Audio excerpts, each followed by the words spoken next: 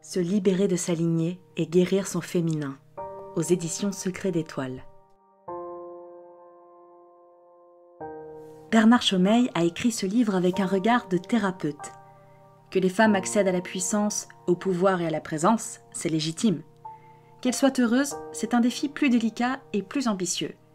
Ce défi est réalisable aujourd'hui, non dans une lutte, mais dans la mise en place d'un nouvel état d'esprit libre et riche du passé. Pour être heureuse, il est nécessaire d'être libre de ses blessures et des ressentiments qui y sont associés. Une femme blessée reste vulnérable. Elle peut être couronnée et honorée, mais si elle a une plaie, quelque part en elle, alors elle est menacée et épuisée. Ce livre met en lien l'histoire et les blessures afin de comprendre et de libérer ce qu'on appelle le corps de souffrance de la femme. Chaque femme est précisément le fruit d'une histoire de famille héritant d'un code psychogénétique déjà bien ancré et constitué dès la prime enfance. Cet héritage est porteur de belles transmissions, mais aussi de lourdes blessures qui n'ont pas été pensées. Cette part blessée de l'histoire de l'identité féminine portée de génération en génération, de civilisation en civilisation, constitue ce qu'on appelle le corps de souffrance de la femme. Il existe dans l'inconscient collectif et influence chaque femme, chaque lignée féminine et chaque groupe de femmes. Ce livre, Se libérer de sa lignée et guérir son féminin, est une invitation à la redécouverte de l'identité féminine, de la femme blessée à la femme sacrée. La lecture des 39 blessures donne 39 clés de compréhension, tout accompagné d'un exemple. Ce livre identifie 3 types de blessures.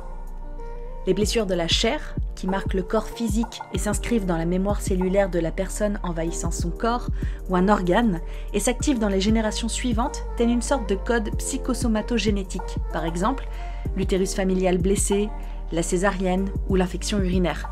Les blessures sociétales. Ce sont des expériences institutionnalisées qui résultent de conflits, de batailles qui sont encadrées par des lois qui changent selon les mouvements de pensée et les pouvoirs en place. Elles sont porteuses d'une charge émotionnelle et mémorielle très lourde qui se déclenche inconsciemment dès qu'on y est confronté.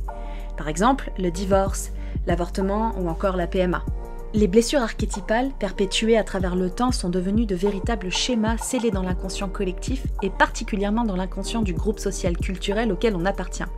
Tellement vécues qu'elles se réactivent sur les descendants. Exemple, la force de la morale, les loyautés, l'identité féminine. Bien évidemment, l'ambition de ce livre va au-delà de la reconnaissance de ce corps de souffrance de la femme et des moyens de le dissoudre. Pour être heureux, il suffit parfois de défaire ce qui rend malheureux.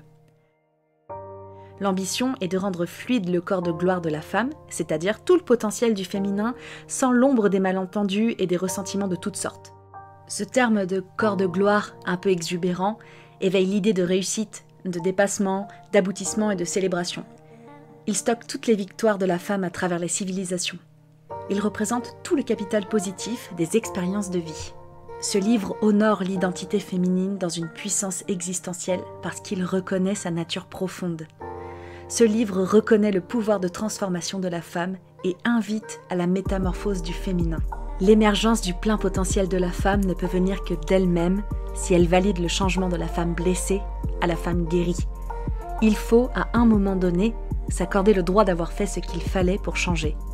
Cela s'appelle la validation. J'ai souffert, j'ai combattu, j'ai revendiqué, j'ai soigné. Donc maintenant je ne suis plus la même. Je suis libre et heureuse.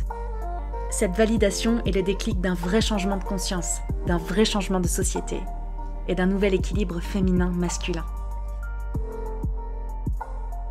Se libérer de sa lignée et guérir son féminin, les 39 clés de la transformation, aux éditions Secret d'Étoile, est en librairie dès le 16 avril. Bonne lecture!